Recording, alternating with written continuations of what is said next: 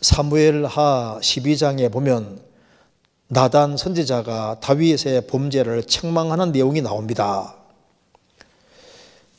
사무엘하 12장 13절 다윗이 나단에게 이르되 내가 여호와께 죄를 범하였노라 하매 나단이 다윗에게 대답하되 여호와께서도 당신의 죄를 사하셨으니 당신이 죽지 아니하려니와.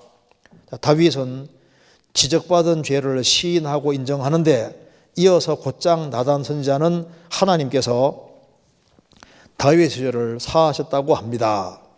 이 말씀을 볼 때 다윗이 잘못을 인정하고 돌이키기 전에 이미 용서를 하신 것으로 받아들이는 게 맞는지, 아니면 그가 회개하자 즉시 용서하신 것으로 이해하는 것이 맞는지 의문이 들어서 질문드립니다. 이와 관련해서 구원받은 사람은 죄를 이미 용서받았고 구원받은 이후에 죄를 지은 것에 대해서 자백하고 용서를 구하는 것은 아버지와 관계 회복을 위함이라고 배웠는데요. 그런 측면에서 볼 때 다윗에게 여호와께서 당신의 죄를 사하셨나니 하신 이 말씀은 아버지와 아들을 관계 회복적인 의미에서 사하셨다는 말씀인지 궁금합니다 하는 질문입니다. 자, 사무엘상 12장 찾겠습니다.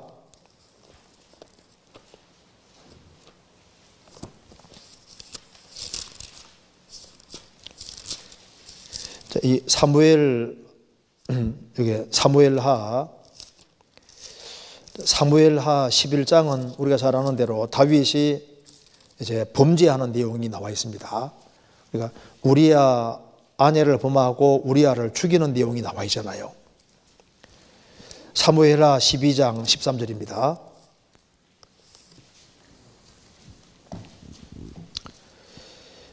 다윗이 나단에게 이르되 내가 여호와께 죄를 범하였노라 하매 나단이 다윗에게 대답하되 여호와께서도 당신의 죄를 사하셨나니 당신이 죽지 아니하리니와 일로 인하여 여호와의 원수로 크게 회방거리를 얻게 하였으니 당신의 낳은 아이가 정령 죽으리다 하고 나단이 자기 집으로 돌아가니라.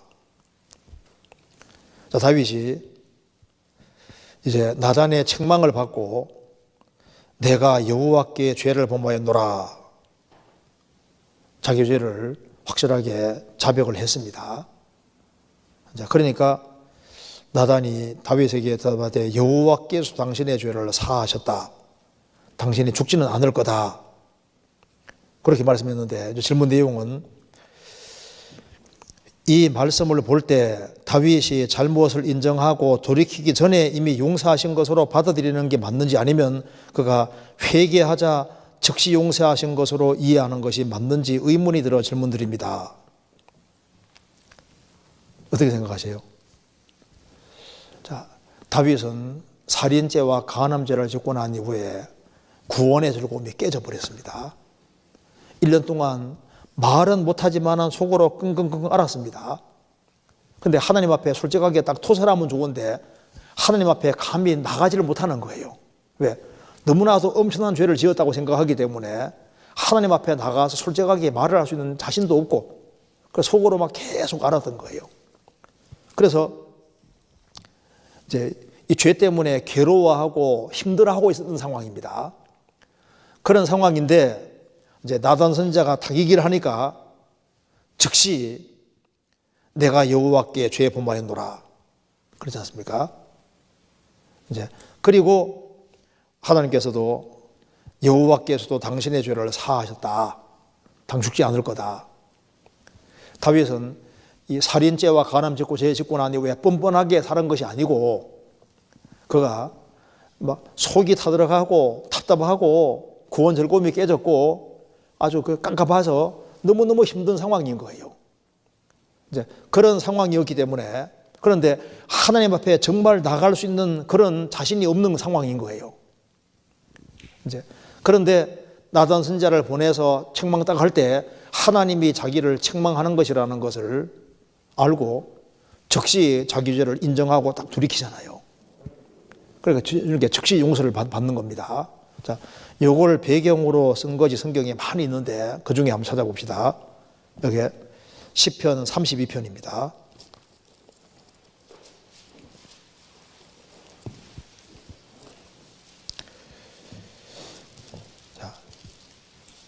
자, 정리하자면 일단 다윗이 죄 짓고 난 이후에 이게 한 1년 정도 후에 이제 사건입니다. 1년 정도 지나가지고 나단 선지자가 와 책망하는 거니까 1년 정도 그 사이에 있으면서 다윗은 굉장한 괴로움을 받은 것은 확실합니다. 그런데 그가 완전히 하나님께 돌이킨 상태는 아니었어요. 그러니까 하나님이 선지자 보내가지고 아주 호되게 지적을 하는 겁니다.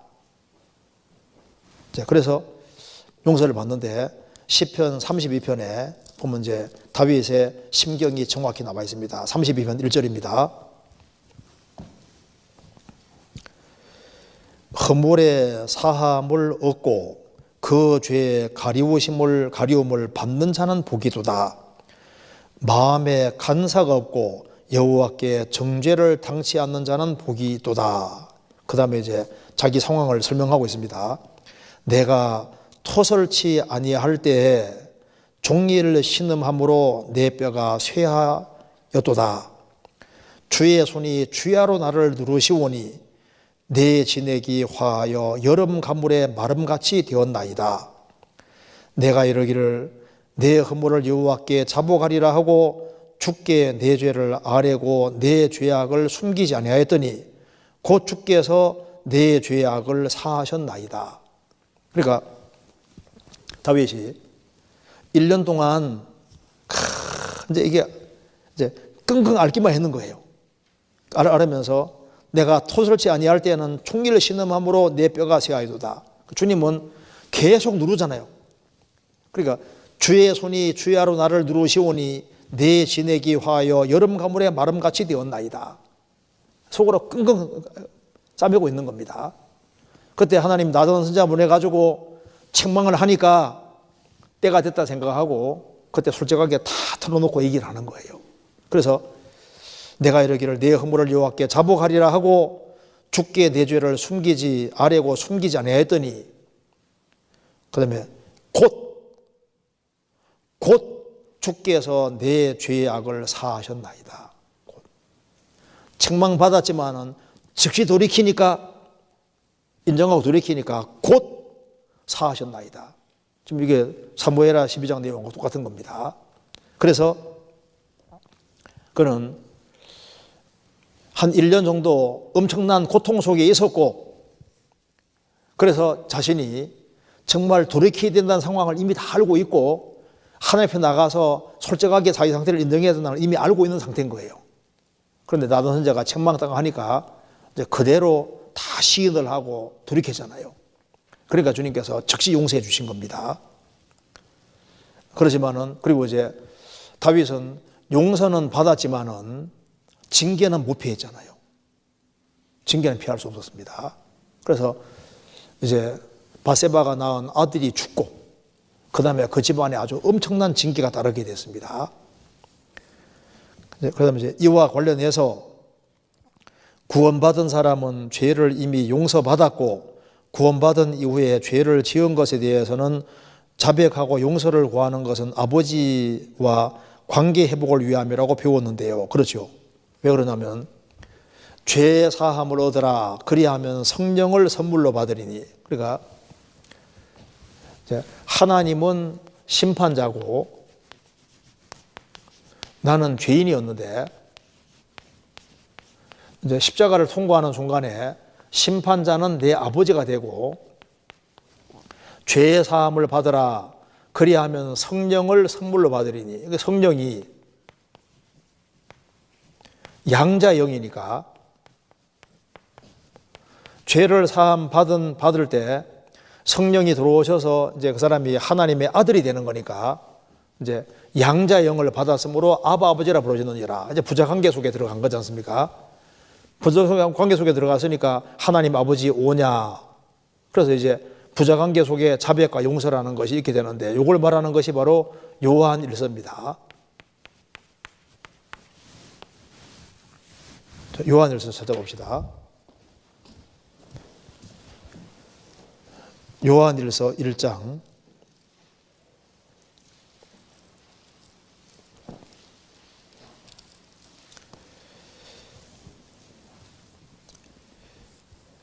1장 5절입니다. 우리가 저희에게서 듣고 너희에게로 나는 소식이 이것이니 곧 하나님은 빛이시라 그에게는 어둠이 조금도 없으시니라. 만일 우리가 하나님과 사귐이 있다고 어두운 가운데 가면 거짓말을 하고 진리를 행치 아니하며니와.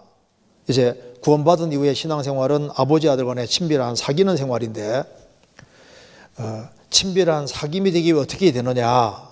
9절에 만일 우리가 우리 죄를 자백하면 저는 미쁘시고 의로우사 우리 죄를 사하시며 모든 불의의 소리를 깨끗게 하실 것이요.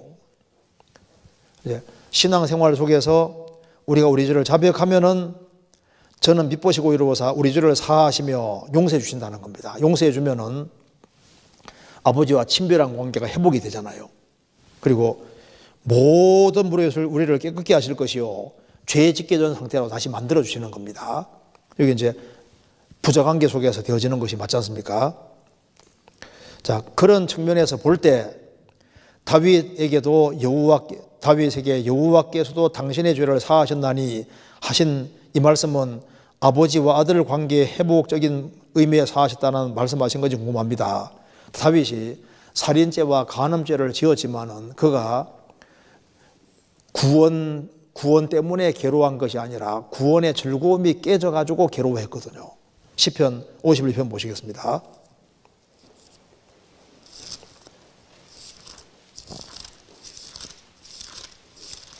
시편 51편 12절입니다.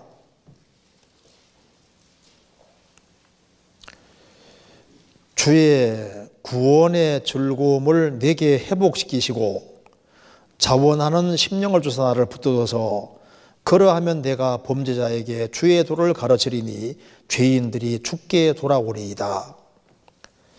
여기에 다윗은 13절에서 죄인들 얘기를 하고 있는데 자기는 비록 죄를 지었지만은 자신을 죄인이라고 얘기를 안 하잖아요.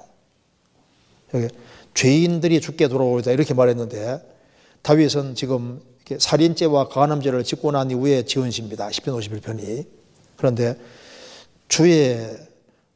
주님이 구원해달라고 한 게 아니라 주의 구원의 즐거움을 내게 회복시키시고 구원의 즐거움이 깨져버린 거예요. 그래서 그가 정말 뉘우치고 돌이킴으로 해서 다시 구원의 즐거움이 회복이 된 겁니다. 주의 구원의 즐거움을 내게 회복시키시고 자원하는 심령을 주셔서 나를 붙들어서 그러하면 내가 범죄자에게 주의 도를 가르치리니 죄인들이 죽게 돌아오리이다. 그래서 다윗이 비록 죄를 지었지만은 돌이켰을 때 징계는 받았지만은 주님이 또 계속 사용해 주셨잖아요. 그래서 이제 그런 측면에서 볼 때 다윗에게 여호와께서도 당신의 죄를 사하셨나니 하신 말씀에서 아버지와 아들의 관계 회복적인 의미에 사하셨다는 말씀인지 궁금합니다. 시편 51편에 보면 그렇게 이해될 수 있습니다.